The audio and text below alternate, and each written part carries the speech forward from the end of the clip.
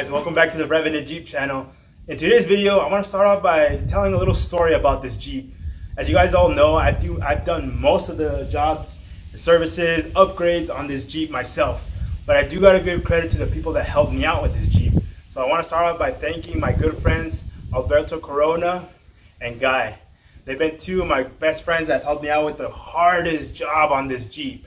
And that's, as you guys can see in the front, we got transmission fluid and we got transfer case fluid. One of the smelliest fluids. You don't want to get that on your clothes, especially transfer case fluid. Man, that gear oil, it won't get off your clothes. But anyways, I want to thank my friends because they were the ones that helped me out with installing the transmission when it gave out on my Jeep. So I want to start off with that story. What occurred when my transmission all of a sudden locked up on me. I couldn't get it to shift gears. Even when it was in park, I couldn't get it to go. So this story, I just want to start off with this story by giving you guys a little bit of insight. I know you guys can do all the transmission fluid and gear oil on the transfer case, but I want to start off by giving you guys a little bit backstory of this Jeep and some of the toughest things I've encountered with this Jeep. So stay tuned, guys. That'll be a pretty cool video. So some of you Jeep experts might say, well, taking down a transmission isn't that hard.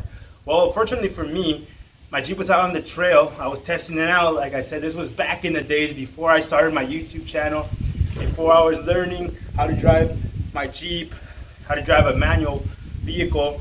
Well, maybe I was at fault, but either way, my Jeep locked up on me. I couldn't shift into any gear at all. So I had to figure something out. It's not the easiest thing to bring a transmission jack and install it underneath an unsteady floor, an unlevel floor.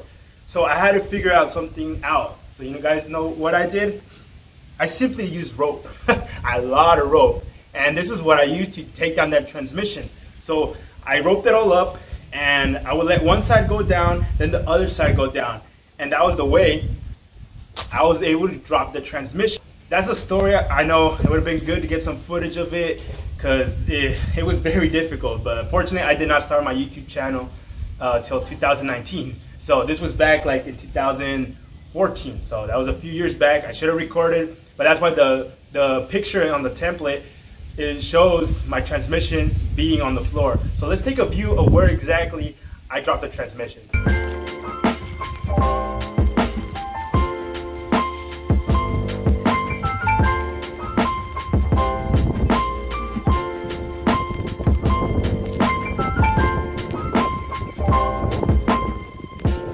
Exact location where I had the Jeep parked for about, I'd say like 3 months, because the transmission went out.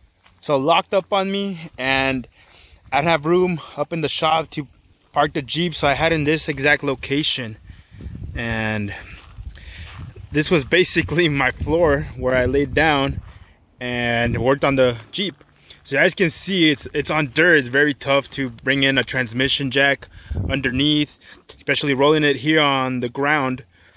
You guys can see it's not the easiest floor to work on. So my Jeep was parked here for a while. It did have a beautiful view all around. Got the mountain ranges up there, and then the freeway over there, and then a big clue right here, these ladders. And this is where the Jeep was parked for a few months. And of course I did deal with a bunch of rats going inside my Jeep, being outside, a bunch of mice, but we got it done right here. We got the transmission installed, and it was quite challenging, I'll tell you that.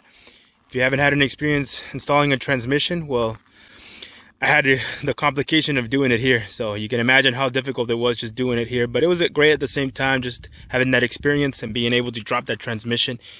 So being unexperienced, once I took that transmission out, I didn't want to open it up. It looks fairly simple now that I have more knowledge about this Jeep. But at first when I dropped it, I wasn't sure how to open it, or what if I messed it up. So I took it one to my good friends out in Inland Empire, and he opened it up, and guess what, guys? All it was a ring. One of the rings got out of whack and it just locked up everything. I couldn't shift it. So sadly I had to go down to San Isidro, San Diego, and go to a Jeep junkyard, and I was able to obtain just one ring. That was all it was. Just one ring got out of where it should have been, and it locked up the transmission. So once I got that and put it back, took it back to the mechanic, he installed it, and my transmission was serviced. It was cleaned up, and that was it. All it was is a damn ring. Can you believe that? But either way, I was able to install the transmission thanks to my good friend Alberto and Guy.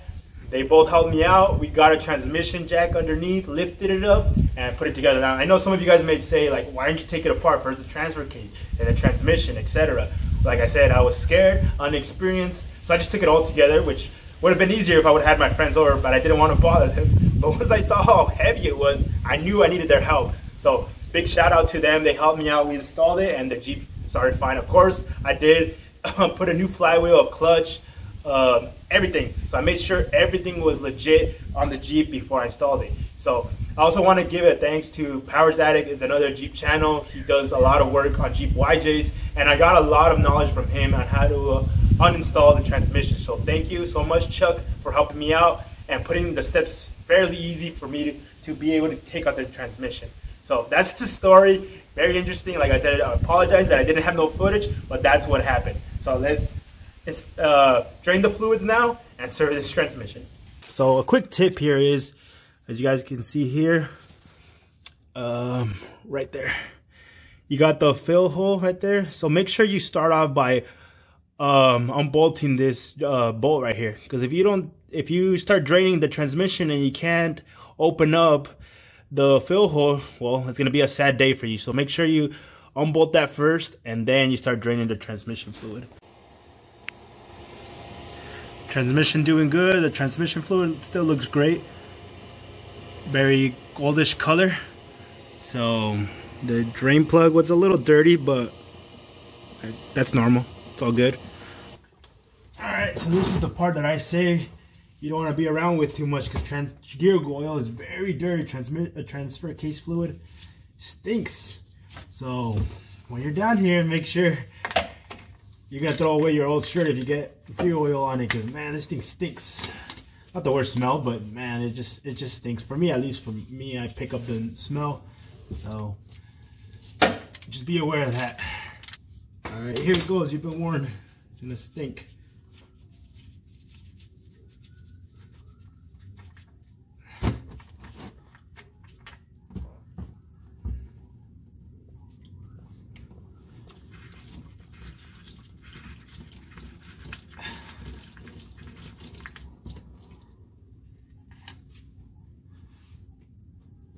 Look at that, nice and cherry color.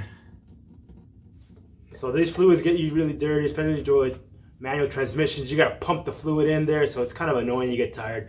But you know, either way, what I use for the AX15, I use this Pennzoil Synchro Mesh. It's worked well. A lot of people go against this because they say that it does damage internally. But you know what? I've used it for a while, and this one was recommended to me, and it's been working well for me. So it's all personal preference. Whatever you want to throw on your rig, throw on your rig. If you want to throw some expensive fluid, go ahead. This one's not too bad. It's pricey, but you know, it does the job, so we'll do that. And then for the transfer case, we use this Napa ATF4, and as you guys saw, it's a cherry color, and it does well. So that's what I use, and it's worked well. So there you guys have it. But it's your choice. You choose how you want to service your vehicle. It's you pay for it, so you use what you want to use. There you go. All right, so there you guys have it. Change the transmission fluid and the transfer case fluid, and it's all serviced well now. So Jeep's gonna continue to keep going. And I hope you guys enjoyed that story. You know, that was my first time my transmission gave out, but at the same time, it was a good experience because it gave me the strength to continue on and just keep upgrading this Jeep. So, you know, just keep tackling stuff. You may make some mistakes, but at the same time, it's a learning experience, so it's all good. All right, guys, we'll see you on the next one, all right? Later.